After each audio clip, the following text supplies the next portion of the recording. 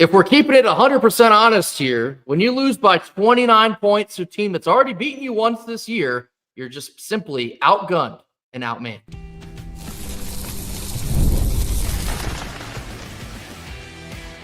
You are Locked On Wolfpack, your daily podcast on the NC State Wolfpack, part of the Locked On Podcast Network, your team every day. What's up, Wolfpack Nation? It's time to get locked in with Locked On. Thanks for making Locked On Wolfpack your first listen each and every day. We are free and available wherever you get your podcast and on YouTube, part of the Locked On Podcast Network, the #1 sports podcast network, your team every day. Our Tuesday post-game show is brought to you by Mazda. Mazda puts that same drive into each and every detail. Wins define the moment, putting in the work that defines you. Stay tuned for highlights in this week's Mazda moving the game forward. There's more to a Mazda because there's more to you.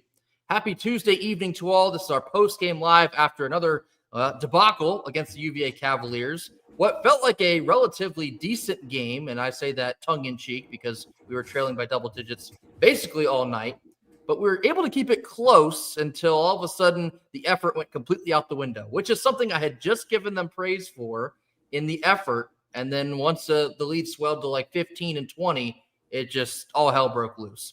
Disappointing loss tonight for NC State on the road, 91-60 at the hands of the UVA Cavaliers. They have now swept us in the regular season. That's 2 losses to them, one at home and one obviously on the road this evening. My biggest takeaway, obviously, Kenton, I'll just start right here. We are a horrible matchup for UVA. They're longer. They play much better defense. They're able to generate shots based on what we're giving them defensively. And again, that's not an excuse. You can't put the whole thing on Will Wade and say, oh, it's just roster construction, blah, blah, blah. Okay, let's just all take a collective deep breath here. UVA is a really good team, a damn good team. They're probably going to be a top 4 seed in the NCAA tournament. More than likely going to be the 2 seed in the ACC tournament. That being said, our expectation is that NC State should have been a lot more competitive tonight than they were.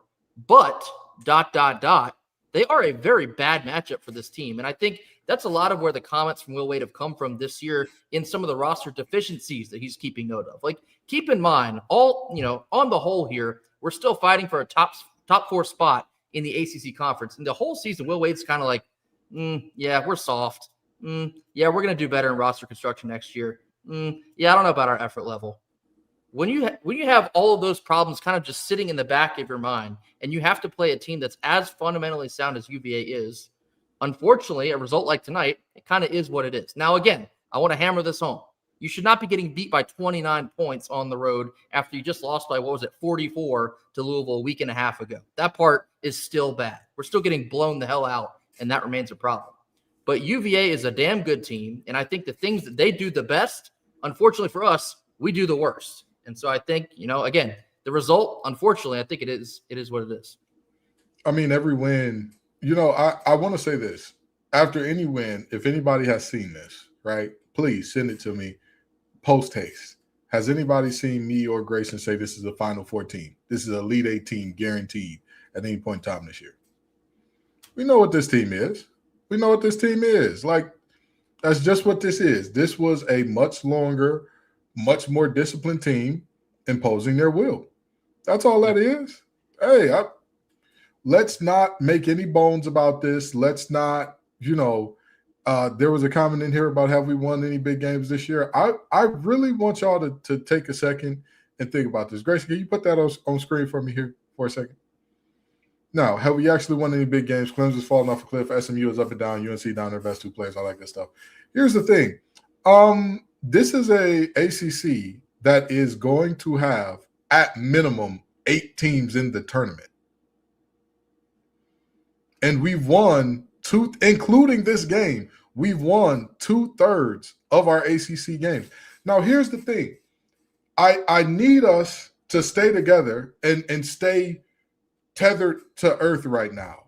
In terms of Wolfpack history, do y'all know how many times we've won 2/3 or more of our ACC basketball games? Shockingly few. Like, again, this is not a game that I'm not making any excuses for Will Wade. This team got took to pound town. That is just what happened. From tip off to the end of games, to the end of this game, This was a complete domination by UVA. Okay. Yeah, it's one game. And Grayson, I will tell you straight up and down, my biggest gripe with this team, more than anything else, mental toughness. Mental toughness, mental fortitude. To me, the ability to wake up and get up for a noon game, mental toughness that we have not shown in multiple times this season. To me, the ability to claw back, fight back, and not give in and give up when you get down, mental toughness, which at multiple times this season, at multiple points this season, we haven't shown it. We have ultimately rolled over and said, hey, that this team is up on us and they're not relenting. Okay, we'll give in. Okay, we'll break. Okay, we'll stop. Literally, like a minute or two after Grayson tweeted, this team is bringing the effort, they said, oh, whoa, brother, hold on. I'm not sure we want to keep that whole effort thing up. So ultimately, this game was a domination by a longer, more focused, more experienced. I'm not going to say more experienced because we got tons of experience, but a longer, more focused, more physical, more disciplined team. That's just what this was, okay? At the end of the day, you know, every loss does not have to be a referendum on Will Wade's, you know, tenure here at NC State, especially because we're in year one with recruiting class 0. Like, that's just what this is. And the funny thing is, even when Will Wade is asked about this team, regardless of a winning or losing situation, he said that this year is a good foundation to build off of. Exactly. He didn't. This is the crown jewel. This is the cake topper. This is the best it'll ever get at State. Yeah, it's a good foundation. It's a start. It's a start to where we go. It's a start. My defensive line coach when I played at NC State, Ryan Nielsen, he played under Pete Carroll at USC, but he was part of the first couple classes right before Bush and Leinert and company got there. And he said that those guys still speak of the classes that he was a part of with great reverence because y'all set the foundation. You set what was to become one of the greatest college dynasties that had ever been. So I'm not sitting here saying this game was okay. I'm not sitting here saying, oh, yeah, we should be all right losing by 20 points. I'm not saying that. We should be disappointed. We should walk with an egg on our face because we did.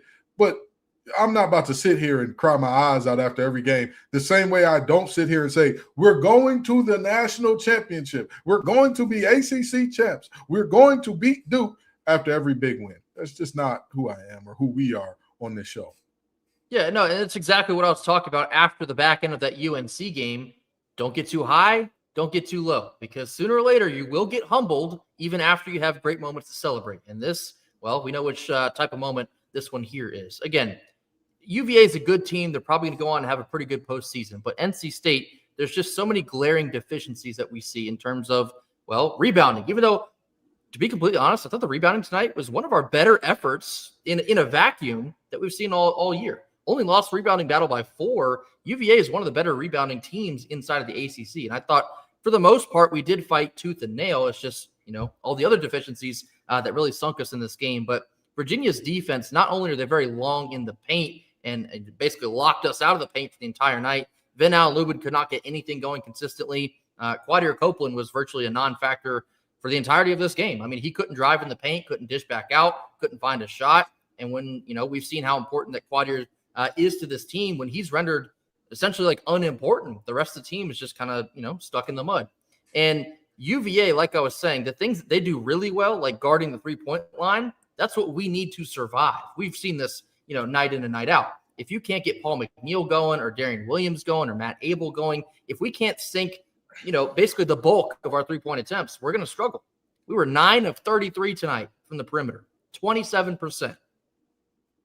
I mean, you can't expect to hold those numbers and beat UVA on the road. Or, I mean, even at home, those numbers would have not held up for us at home in the Lenovo Center either. So UVA, like I said, I feel like you have to hammer this home. There's really only so many ways to skin a cat here. They are a better team. They're more well-rounded. They do the things better than we do, or I guess don't do very well, like defending the three-point line. Their length, you can't teach that length, and we eventually found out the hard way tonight. Let me gather my thoughts here. Yeah, Venel Lubin tonight. If he is the tallest player on the court for us, Moussa Sanye is not quite at that level, we know, offensively. If he's getting swatted left and right, and we're not making adjustments off the backside of that, we just kept driving to the paint, essentially like expected something different to happen. I don't know how many blocks Virginia ended up with. I think it was probably close to like 10 plus. At least that's what it felt like. And we never found a decent enough adjustment. I thought the shot selection for NC State was very poor. And I don't know if that was kind of like out of a rush. You felt like you had to just jack up whatever you could or else you couldn't get a shot off with how suffocating the defense was. But the shot selection, I think, across the board for us was very, very poor. And I'm talking, we get a key rebound and we're down, I don't know, like 8 or 9 points. And we'll waltz back down the floor and jack up a 27-footer with 22 on the shot clock, and we don't have anyone in the paint to collect the rebound. I've had that same gripe on multiple different occasions this year, and it seems like we haven't quite learned from it yet. And again, I get we want to be a three-point heavy shooting team. I get it. That's been our strength the entirety of the season. But you got to know you got to basically know when you can have that green light to do that, because if not, you're limiting your own possessions. You're giving them extra possessions by shooting up some BS, let's call it what it is. And, you're just going to pigeonhole yourself. And again, against a team like UVA, good luck. It's going to be uphill sledding the entirety of the night, and that's exactly what this turned out to be. But that's what I mean in terms of toughness, Grayson. Yeah. Mental toughness should tell you. Mental toughness, we know it's you want to shoot that shot. You want to deflate the crowd and make them go quiet. You want to be the guy that brought us back into the game instead of being the guy that brought it up court and then kicked it to another guy, who then kicked it to another guy, who then kicked it to another guy for us to score. We know that that's the itch, but you have to mentally have the fortitude to say, wait a minute now, we don't have nearly the numbers for this. This is not a good shot. This is not a moment where I need to press. This is a moment where I need to be involved in the team, where I need the team to be involved in my success, and we'll go feed off each other in that way.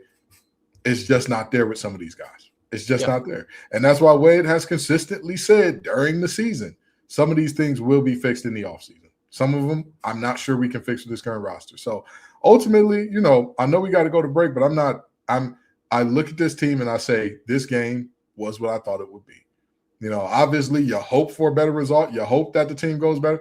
But as Will Wade said, at that point, you're banking on hope, and hope is a bad strategy. And as we saw in Charlottesville tonight, hope was a very, very bad strategy. And something else, too, kind of like the same note that we ended that Louisville post game on.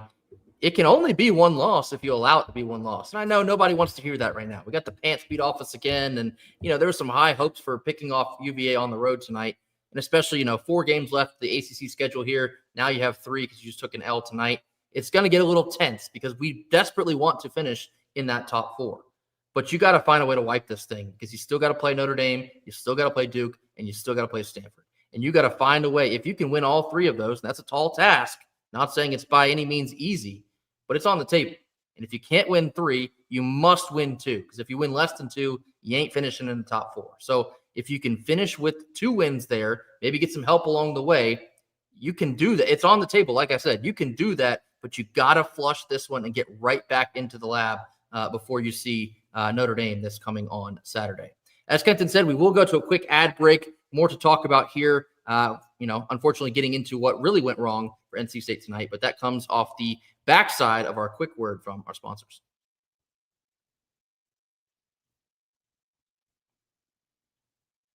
I don't know if that just worked. Well, our first sponsor of our Tuesday show is Mazda. This is Mazda's moving the game forward. For those who show there's more to the score than what's just on the screen. For NC State tonight, I think, unfortunately, I have to go with Paul McNeil because he was really the only guy putting it on the line for 40 minutes. Paul McNeil showed us what it really took to raise the bar. It's the extra work off the court that makes a difference on it. Dialing in every detail, giving it that extra fire, that grit, and I never quit. Mazda puts that same passion into each and every model. Highlights make the reel, but what it took to get there makes it count. There's more to a Mazda because there's more to you. Mazda, move and be moved. Our second Tuesday postgame live sponsor is FanDuel. Have you ever wanted to experience the NBA Finals live and in person? Well, FanDuel is giving you the chance to turn that dream into reality with their NBA sweepstakes. Here's how it works. You can use a profit boost on any NBA future, and you'll be automatically entered for a shot to win a trip to the NBA Finals for two. That's right. Flights, tickets, the whole experience, the whole shebang. You'll love looking at futures this time of year, whether it's picking a team to win the championship or maybe just grab a conference title. It adds that extra layer of excitement to every game coming down the stretch. And now, not only can your picks cash, but it could also send you to the NBA Finals. Visit FanDuel.com in order to get started. Use your profit boost on any NBA future and get entered for your chance to win a trip to the NBA Finals. Play your game with FanDuel, the official sports betting partner of the NBA. All right, middle portion of our Tuesday evening post-game live. UVA spanks NC State by a score of 90-61. And again, for what it's worth here, and unfortunately it's not a whole lot, I thought the game was closer than this game, or the score will tell you. It just got completely off the rails there in that last 7 to 8 minutes. But the effort, like I said, outside of the last 7 to 8 minutes, I thought it was pretty good. In the first half and the bulk of the second half, NC State's defense was actually pretty good. Now, the reason it never felt that way is because the offense couldn't throw it in the ocean. And again, part of that was shot selection, part of that was turnovers, part of that was UVA playing damn good defense. We just never really found a really good or a reasonable adjustment for that. And that's why I had tweeted, early in that game, it kind of looked like we didn't really learn anything from the first time we played them. And, as the rest of that game went on, I kind of wanted to rescind that because it kind of led me into the bigger umbrella take here. It's a horrible matchup for us. They defend the three-point line so well, and we are very much live and or die by the three. And tonight, no life for NC State from the beyond the perimeter. Like I said, 27% from beyond the arc. I mean, at the end of the day, I think that this was more so of a yes, it was a bad matchup and all that, but more so than anything else, we lost our composure. More so than anything else, we lost our ability to stay locked into what we're doing. And I think, like I've said multiple times this year, that's my biggest problem with this team. The inability, to me, one of the biggest parts of toughness is that mental toughness, and mental toughness includes not letting a team like SMU speed you up a ton, right? It's not letting a team like UVA make you think, I might not get another open three. I gotta throw another one up. You don't have to act like that. You don't have to play like that. Is that what has got you here all year? Is firing away at will what has got you here all year? No. So why do it now? That toughness just it's not there. It's probably not going to be there for this team. And that's okay. Know what this team is, accept what this team is, enjoy the ride. Enjoy the game. Enjoy when we got us a win, enjoy the win. And here's the thing. Grayson, how many games do we have left? 3 left. 3 conference games. How many are we favored in? Probably 2 of those. 2 out of 3. Grayson, what is our current conference record? We are 10-5. Now, let's do a little bit of math, Grayson. If you do very simple division where you find the common denominator, what do you get out of 10-5? You get 1/3. Well, 2/3, but yes. Out of 10-5, yeah, you get 2 over 3. That's what you get, right? You get 2 wins, 1 loss, right? Correct. We have 3 games left, right? Correct. One of them is against one of the best teams in the nation, probable 1 seed, right? Correct. I mean, it is what it is. Like, you know what I mean? So when we play Duke, I'm not expecting a big upset or anything like that. What I'm hoping for is this team to hold serve. Win the 2 that you're supposed to win, get right church, and let's go home. Let's get to the ACC tournament and go from there. You know what I mean? Like, I'm not really about to sit here and sell you the dream of like, oh yeah, we're number 1 and Cameron Boozer better watch out. We don't have no answer for Duke's front court. Not gonna lie to you like that.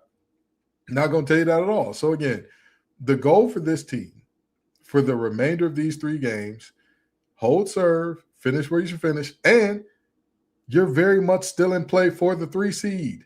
That's it. That's it. I'm sorry, for the top 4 seed. You're very much in play for the double bye. You are in the tournament. You are effectively in the tournament. Unless you have a Clemson-like meltdown right now, you are guaranteed in the tournament. So, there's like I said on Twitter, and like I'll say to you all, I'm okay with holding a man to his word. I am not okay with projecting onto a man what I think he should do.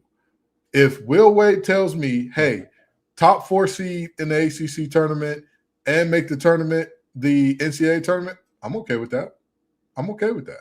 If that's what he tells me and that's what he does, I'm fine with that. Now, Will Wade said, we're taking the NCAA by storm this year. It's happening. Hey, listen, that's a different ball game. That's an entirely different ball game, and now I'm looking at him funny. But, what he said, he's done. This team has had ups, downs all around. I'm not giving up on them. I'm not saying they're terrible. Would it be great to beat Duke? Of course. Would I want to see a competitive game there? I would love to see a competitive game there. Based on this team's history and what I've seen so far out of this team, I'm not going to sit here and sell y'all a dream. I haven't done that with y'all about football. I haven't done that with y'all about women's basketball. Why would I do that about men's basketball? Why would I sit here and tell you something that I don't believe? This team is who they are. The sample size is ample at this point. The sample size is very big. It's not like we're early in the season and we're like, oh, man, we got more of the season in front of us than behind us, and we could get this fixed and we could get that fixed. No. In the words of one Sean Carter, you could try to change, but that's just the top layer. Homie, you was who you was when you got here. And this team is who they are. I love what you said about the expectations that Wade laid down / projecting something that you want this team to accomplish in year one. Because I think, and again, we're not on here to be the fan police. You feel however you want to feel, and we're not going to ask you to change that. You do you. However, the people that are crashing out after every single loss and every single thing gets questioned down to, well, Will Wade made the roster. Why did he fail at that? Well, Ryan Odom's in year 1, too. Why did he just spank us twice? Well, Will Wade talked about this. Will Wade talked about that. Will Wade told you what his expectations for his team that he built. He told you what they were. He said top 4 in the ACC and making the NCAA tournament. As of right now, you are still very much in contention for both of those things. Nothing more, nothing less. And so if you are to achieve those two things, that is a success. And again, I get wanting to want more because Will Wade, he is the American gangster. He's going to bring stabilization to this program and hopefully lift us to higher levels than we've seen in a very long time. All of that is still the expectation in the background. But this season, like we've said, especially the last couple of weeks or so, they are what they are. Their limitations are very documented. They're undersized. When they don't shoot well, good luck. All hands on deck because you have to fight and claw to figure out a way to win. We know we know what's holding them back. And like Kenton has said, some of these problems will not be fixed until April or May or in some cases June. The team is what they are. And so moving forward, they're not going to get maybe drastically better. And hopefully you pray they don't get drastically worse. But this team is good enough to at least win 2 out of the last 3. And you could very well find yourselves in that top 4. And like I said, that would be a success in year 1. To Will Wade's point and Andrew Slater's point, that would be the base level for what they hope to build here at NC State and in Raleigh for quite some time to come. So, look, man, I get it. We're frustrated. It sucks to get, pantsed. Again, that's our favorite word this year whenever we get obliterated on national television. We got pantsed yet again. And that shouldn't be the case. I don't want that to get lost in translation here. You shouldn't be losing by 29 on the road or 44 on the road. It should never get to a point where that is that bad. And like I said, Wade will be looking to correct those flaws in the offseason. But until now, you got to fight what you got. This is what you got. You are who you are at this point in time. And, they're good enough to finish top 4 in the ACC. They are. They have the talent to do that.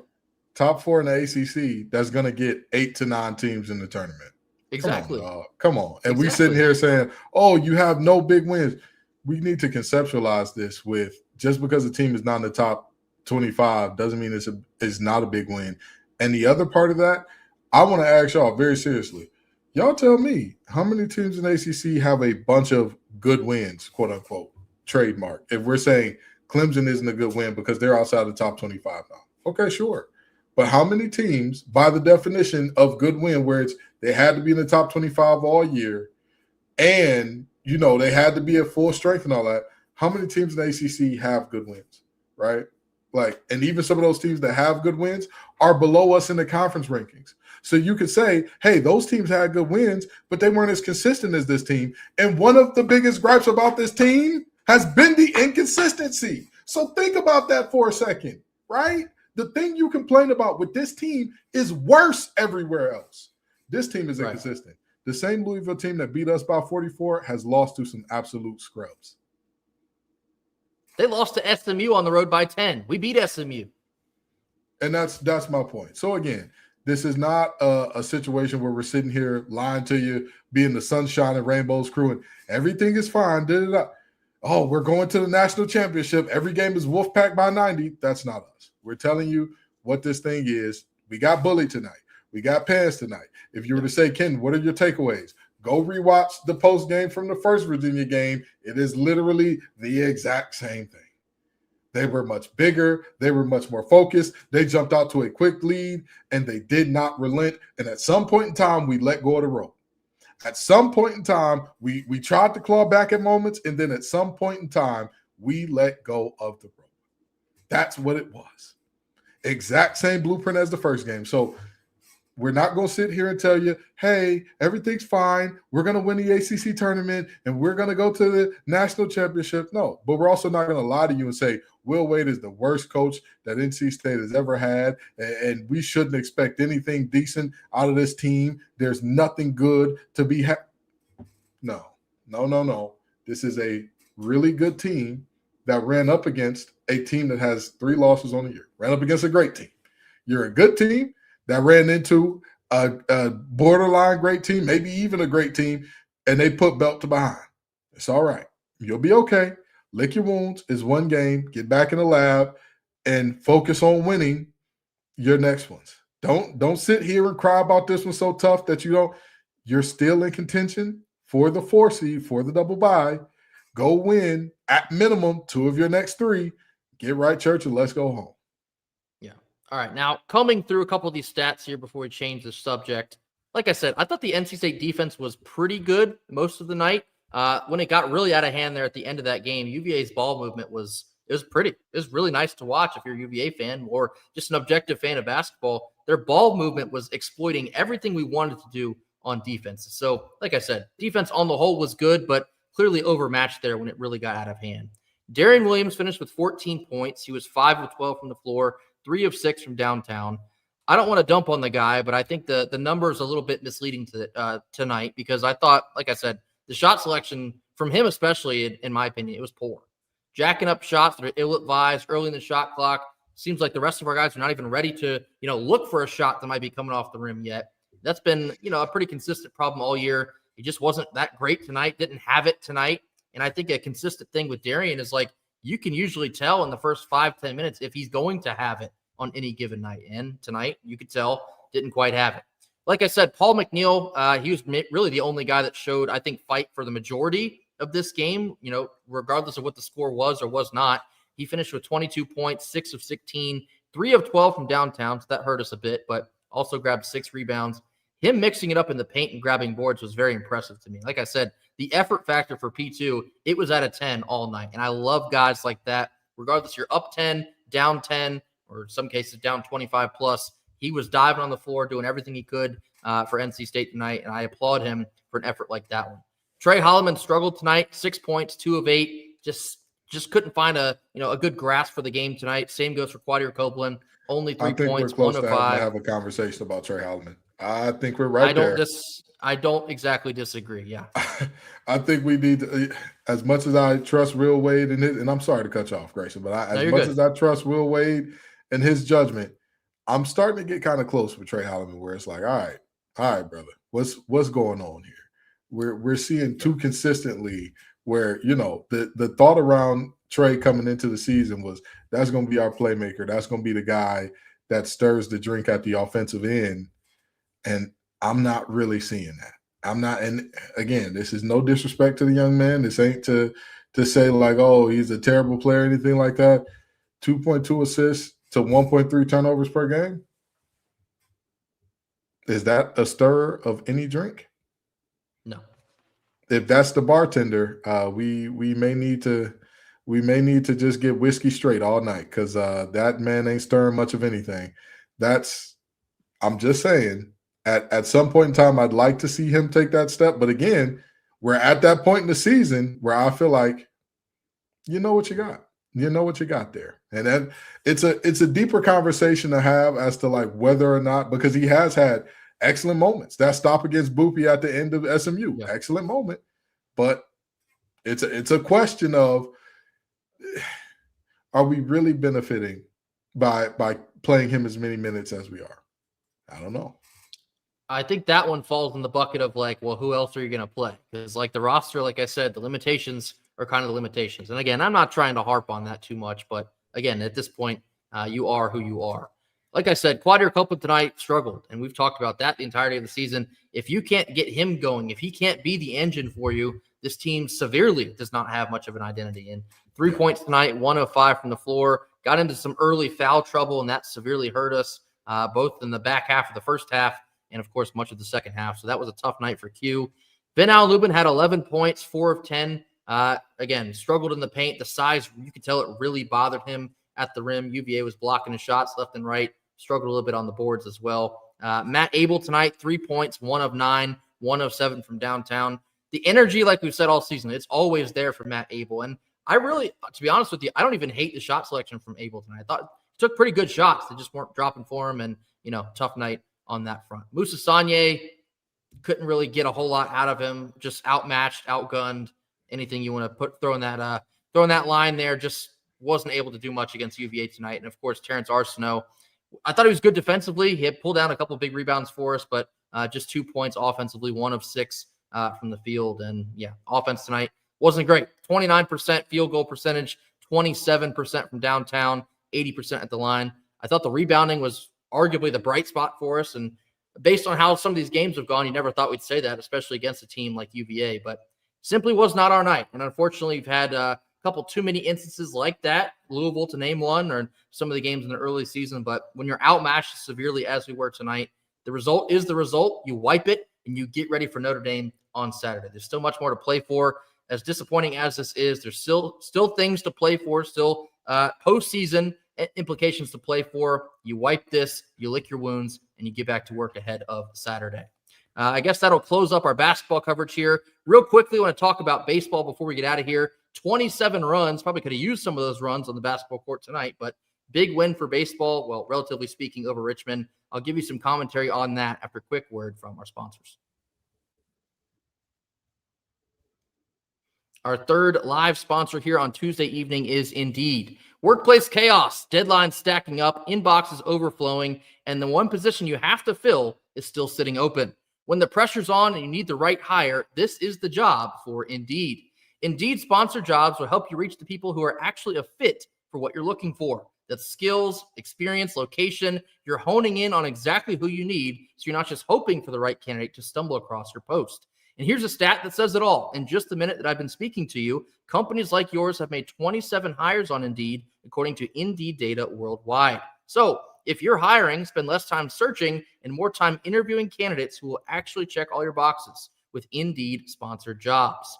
Listeners of this show will get a $75 sponsored job credit in order to help your job get the premium status that it deserves at Indeed.com/podcast. That's Indeed.com/podcast, PODCAST. Head over there right now and support our show by saying you heard about Indeed on this podcast. That's Indeed.com/podcast. Terms and conditions apply. Need to hire? This is a job for Indeed sponsored jobs. All right, last couple minutes here on Tuesday evening. Switching gears over to the Diamond, NC State baseball. They had a good rebound win, very disappointing 1-0 loss in Game 3 on Saturday against Princeton, but 27-0 over Richmond here on Tuesday. Now, look, Richmond is not a very good team. It's one of these midweek games where you're supposed to look the way that we did today, but several home runs today. McHugh went yard. Bargo hit another home run. I want to speak more about Bargo in just a second. We had guys leaving the yard left and right. My head went yard again. The offense was everything you could have wanted and then some. I also want to give a lot of credit to Heath Andrews on the mound. Although Richmond is not that formidable of a team, Heath Andrews held his own. And I think, especially coming into the season with Heath expected to be the Sunday weekend guy, as much as he struggled in the first week of the season, to bounce back and be pretty much dominant against a lower level team, I think that's a confidence boost that he could have used. But 27 runs today, off the back of a 1-0 loss against Princeton. Hello. That's exactly what I said the other day, in that we're too talented to lose that 1-0 game to Princeton. I think it really proved today that we mentally checked out in this game, or that game on Saturday. I can't get my days straight. Good Lord. We mentally checked out in game 3 against Princeton. I think, again, that seems pretty clear to me when you score 27 on a team of equal or maybe a little bit less than talent here. But big win for NC State in the offensive category. They will be right back in action tomorrow on Wednesday against Akron. But Kenton, what are your thoughts on the offense today on Tuesday? Grayson, I look at our offense on the diamond and I say, hey, we can hit the long ball like in a way that we have not in quite some time. This is looking good. This is more power up and down the lineup.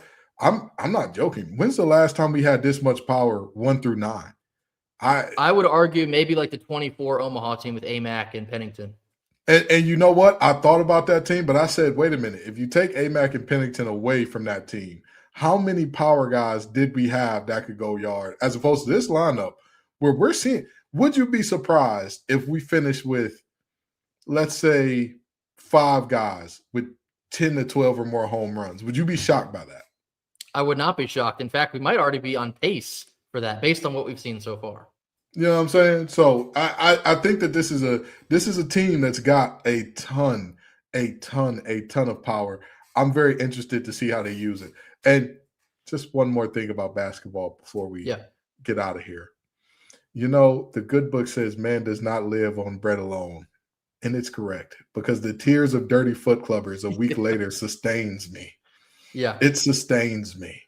Seeing those clowns in our comments still after a week talking about, well, the same thing would have happened. It should have happened. It would have. It might have. It probably would have. Oh, look at you. A week later, still crying about shoulda, couldas, and wouldas.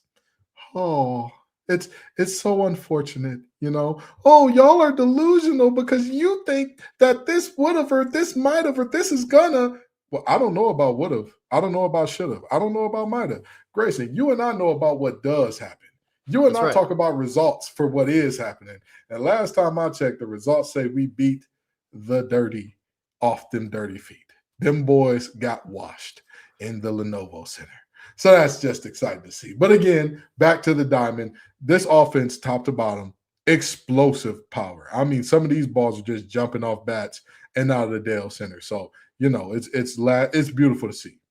Yeah, I thought some of the plate approaches looked much better from back over the weekend. And it seems like when this team really locks in to each and every at-bat and every inning, they could end up being a very special team offensively. But, yeah, big win for baseball on Tuesday. Like I said, back in action at the Doak on Wednesday against Akron. Let me tee off on the ugly, dirty feet people in here just real fast. Yeah, I know education is not a priority over there in Dirty Footland, but if you know how to read the standings, you might find that NC State is still ahead of UNC because, oh, yes, we did beat you by 24 points a week ago. So you can cope and you can seethe and you can cry and you can wish Caleb Wilson played and Henry Vasar played, but the fact is they didn't play and you lost by a lot and you don't play us again in the regular season. So maybe we see you in Charlotte, maybe we don't, but you cannot erase the fact that you played us once, you lost by a lot, and you're sitting behind us in the standings. And so they're sitting in the worst place, Grayson. They're sitting in that chair in the hotel room right now, praying that every other team gets a win. They're sitting in that chair saying, get them, we couldn't do it, y'all get them. Just embarrassing. Have some class, have some decorum, have some pride about yourself. You're on your knees looking weak. Stand up. Come on. Yeah, it is. You know, yuck it up while y'all can. We know that you had to pull for UVA for any sense of joy after the last week had gone down for y'all. But anyway, bad loss for NC State tonight, 29-point loss on the road to the UVA Cavaliers. Basketball will be back in action on Saturday on the road at Notre Dame. That is a must win and also a can't-lose game for the Wolfpack.